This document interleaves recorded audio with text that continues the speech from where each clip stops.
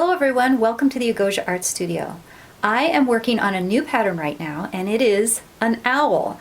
And one of the things that makes owls distinctive are those big expressive eyes. What I'd like to talk about today is my method for making hand-painted eyes to use in dolls like this. And here's the thing, it uses inexpensive materials that are readily available at any big box store. So let's get started. I have Augustine here so you can take a look at his eyes up close, and I'll move his eyelashes out of the way. They're actually sewn onto the wool head, they're not glued on, and you can see this little narrow rim of gray, which would be, I guess, kind of the edge of the eyelid.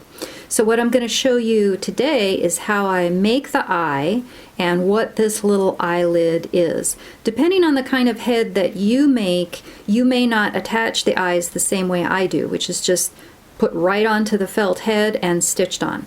But first, let's take a look at how these eyes are made.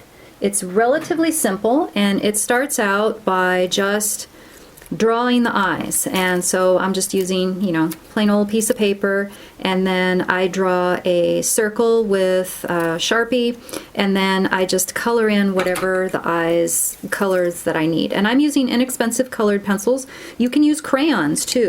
And the thing to do when you're doing this is, instead of just doing it in lines in one way around and around, what you want to do is do it kind of like in a little starburst, so that the color is coming away from the pupil. Because if you look at a real eye, that's the way it looks. And I actually used maybe 3 or 4 different colors for this eye, and I did check to see what an owl's eyes look like, and I tried to get as close as I could.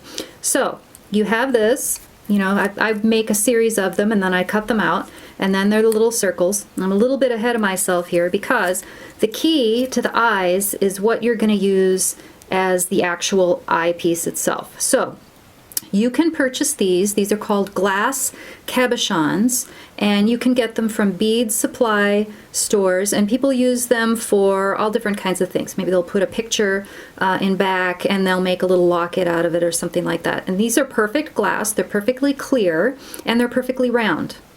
But they can be a little more expensive, and maybe you can't find them in the size that you need.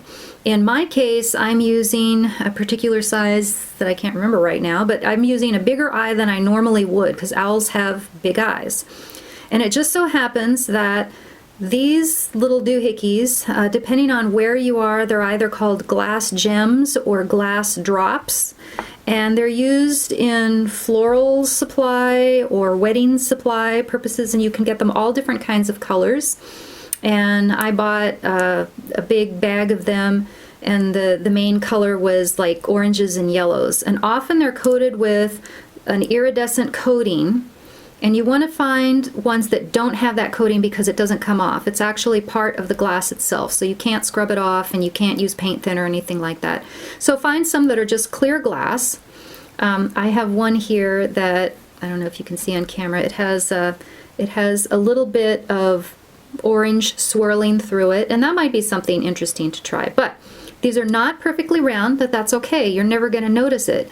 They're not perfectly clear, but again, you're not going to notice it. So what you want to do is, if you're using either these or the nice perfect round ones, you want to trace your circles, and then you're going to color them and then cut them out. Okay, and they're all pretty much the same size, and find some that match so that you have sets to work with. So then you're going to just cut out your little circle, and then, so here's the perfect glass one. One of the things that you need to realize is that no matter what you're using, whether it's the nice cabochons or these glass gems or glass drops, is that they magnify what's behind the glass. Okay, so you want to make your pupil a little bit smaller than what you want, because see how much bigger it looks there than when it's just the pupil by itself. Okay, so it's going to magnify. It's kind of like a little magnifying glass effect. So all you do is you get your paper, and I'm just using white school glue. That's totally fine. And then here's a little glass gem. You just carefully put it on there, and you press down. You don't want any bubbles. It's going to look kind of milky. Let me bring this closer to the lens here. It's going to look kind of milky because that's the glue behind it. And what you want to do is just set this aside overnight until that dries, and it will dry perfectly clear. So here's one that's dry, and it's just a piece of paper on that glass gem, and this is one of those, gem drop things. It's not one of the perfect ones. And in this case, it has a little bit of flaw on the side, but I think that's kind of interesting, and I don't know what this black stuff is here, but I'm fine with that. So now what I do is I attach this to a piece of fabric, and I use t-shirt fabric, but you can use anything that you've got. You want something with a little bit of substance.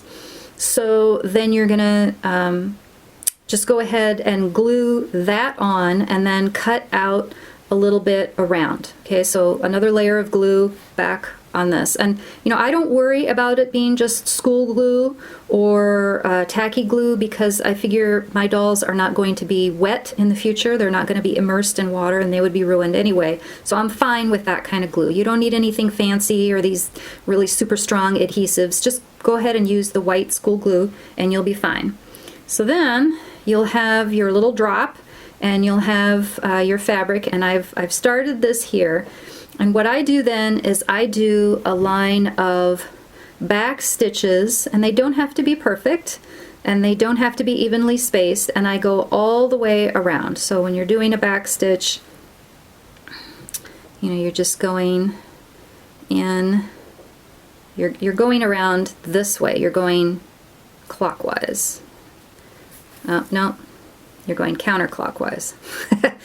So anyway, you just do these back stitches around. You could do a running stitch if you thought that was easier. These are not going to show, so it doesn't have to be perfect, and you're just going to be going all the way around. And you want to have a line of stitches, and they don't have to be, covering the entire edge of the fabric. So you're just going along the edge of the eye. So these stitches will be used as the framework for what's going to be the rim of your eye, because what we need to do is cover with stitches up around the sides of this glass. And to do that, we're going to use a buttonhole stitch. So I'll move this one over here. So I have one here where I have my line of back stitches, and I've started doing the buttonhole stitch. And in this case, you're going to be going counterclockwise for sure. And I can't see anything through the camera here. I'm wearing glasses and I'm looking through the camera lens, and it's kind of tough. So you're just going to do a buttonhole stitch, and you're just going to do lines and lines and lines of them. And when you first start, dropped it. When you first start, you're not going to be getting a lot of height. Okay, so you're just going to keep going along, and you're just going to be going in a spiral around the eye, and you don't want to pull really tight.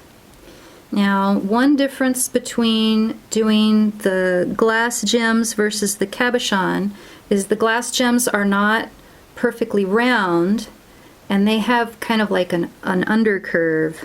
So I think it takes a little bit longer to create this rim. And I am using just pearl cotton. You could use embroidery floss if you wanted to. You could use a fine yarn if you want to. You can use any color that you want. I chose blue here because it's a little bit easier to see on the camera. And you just keep going. I didn't pay attention to where I started, because the key isn't where you start or end up, it's how tall this rim is.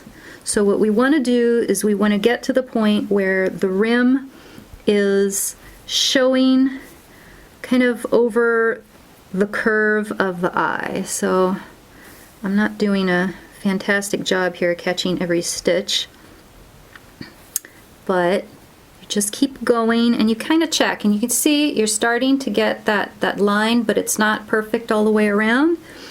And as you go, you're curving along.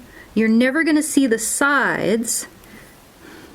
You're just going to see that last row of stitching, and it's just going to look like a line of color. So it's going to be your eyelid. So if you're doing like a human doll, then you would use maybe a flesh tone, or you could use brown, which is a good neutral color or gray, because your eye just sort of floats over that and just sees it as a background color. Okay, so now I've got enough, and you can see here that I've gone kind of up along over the sides, and I've caught the curve of the glass, so you can see that the glass, it's kind of hard to see here, the glass curves over, and what we've done here is we've created a little basket to hold this glass piece.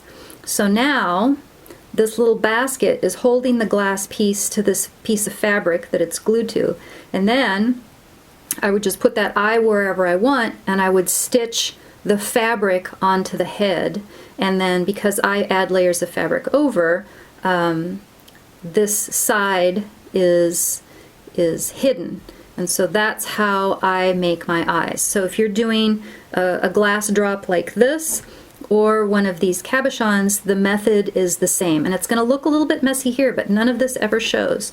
If you're doing the sort of head construction where you're inserting from the back, then you would insert this, you know, that would be maybe your eye showing through the hole where you've made it for the eyelid, and you could stitch that in or glue it in some case. But what you want to do is you want to stitch this curved piece to whatever you're going to use as backing. I've just used fabric, but you could use a piece of felt also. That would work fine. So this is inexpensive. Bags of these little glass drops just cost $1 or $2. The thing that you need to remember is that they magnify. So I set this one aside. This is the one I just glued, and it's already cleared up quite a bit. So you can find them in different sizes. Try and find ones that are as round as possible, but doesn't really have to be, because you can kind of fiddle with it when you're inserting it. And they look fantastic. I mean, even just sitting there in my hand, they look kind of like a little pair of eyes. So it's a fun technique. Give it a try. You can use any color. You can make your pupils different sizes, but you'll find a lot of uses for these fun and expressive glass eyes.